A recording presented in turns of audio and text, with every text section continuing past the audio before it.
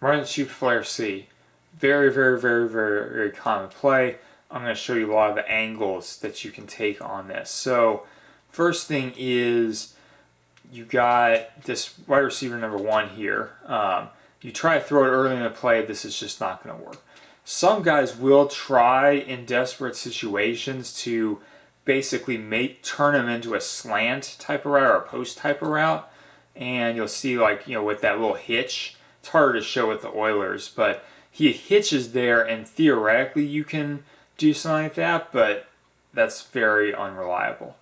Now let's talk about the running back number 2. He's going to come out here, and notice right there, it's a very safe play. He gets a lead on it. That's not a bad throw to go to if you're kind of concerned about where the man is, what he's trying to do, and you're just trying to get a sideline play. Works really well on the goal line also when you bring a guy out. So RILB on this play, you'll notice he follows that wide receiver number 2. That's his assignment. So if you've got like a guy that likes to use a strong RILB, it's like a Keith Millard, this is a play that you can use to punish him for that, because you're going to make him stick onto that guy, and you're going to get a lot of short things open that you wouldn't be able to get to otherwise. So again, here, right, he takes that guy, and then you have this guy. Now these two guys, of course, this is a really dangerous area because you got one guy in the middle of 2 guys, and that could be a pick opportunity if you're not careful about that. So wide receiver number 2 on this play, like the normal wide receiver number 2 is pretty iffy. You'll see, right, he comes up from the bottom and just doesn't really have a chance to do a whole lot here. I'm just going to do nothing with Moon momentarily. And then finally, we got to talk about the tight end. So tight end on this play, you'll notice that there's going to be, there's 2 guys that can potentially cover on them. Oops, went to the wrong place. That happened to work, but you shouldn't do that. The 2 guys on the bottom, the matchups on the top, kind of iffier, as to whether cornerback or free safety is going to take the wide receiver number 1. But on the bottom, it's going to be, free safety, or we're just going to let him go.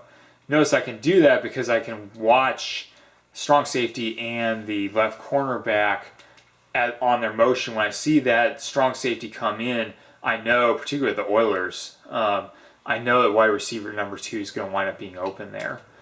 And similarly, right, you see the left cornerback comes in, and I'm going to get a little bit more yardage so I can show a bit easier. When that left cornerback comes in, right, see right there, there's the matchup. Now, you notice also I threw it in a way that caused a tight end to go out of bounds. This is the tricky part, is you can't throw it to that tight end early in the play because he's coming down at that angle. What you got to do is you got to wait on it, wait for the guy to get straight, and now you see I can actually throw him straight. In that case, of course, it wasn't going to work because I'm backed up against the end zone.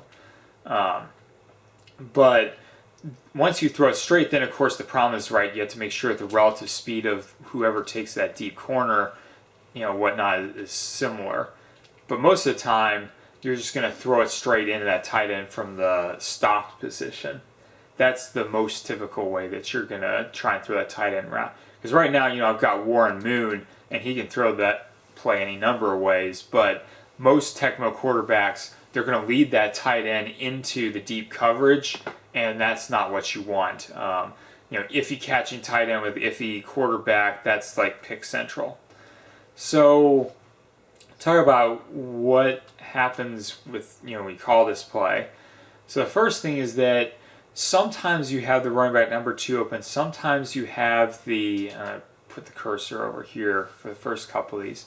Sometimes you have running back number 2 is open, sometimes running back number 1, but he's going to get caught up. So you watch the motion here, you notice that the running back number 2 gets locked up there. If he gets locked up, obviously he's not going to be open. There's not a whole lot you can do about that. And the same thing can happen to running back number 1. There's no formula, there's no guarantee on this. Here, the running back number 1, manages to escape because I'm QB Eagles. Of course, I get extra time on that. Helpful for the video. In like real games, most quarterbacks, you're just going to do that switch pass on the running back number 1 and go to the next play. Because right, that's the typical timing that you're going to see for that. Just dump it out of there. Don't take the sack. Go on. I'll see if I can get you the running back number 2 play here, right there. So he's open. Again, he's going to have, there's going to be underneath coverages and other things that are going to pop up. And when you have to watch for the man too, because the man typically, right, he knows that you're going to tend to bail into the running back number 1. And so he's going to tend to like go up and try to get to that X spot that you just saw there, because he knows that's where the ball is going to be if it's overthrown, things like that. That's how you can make a play. Now I'm going to try something a little bit more tricky here, a little bit more sophisticated, but this play does work in competition, so you should know about it. So wide receiver number 2 also can become open. Here he's not. I'm just throwing it just because. And just because it's Keith Byers and QB Eagles, that's a completion, but, that's pretty iffy. Basically what happens is, depending on which coverage he gets, you'll see that the strong safety will pull in, and that's going to create an opportunity for the wide receiver. Right, he's open right there. I just missed him because of poor marker technique. You'll see that opportunity for you to hit him on that play. Again, you have to do it with, you're not going to have a whole lot of time to do it. So what you typically want to do when you bail on this, watch the LOLB and the ROLB relative motion on this play. What you're going to see is, the LOLB takes a little stutter. That's the normal play you're going to see there.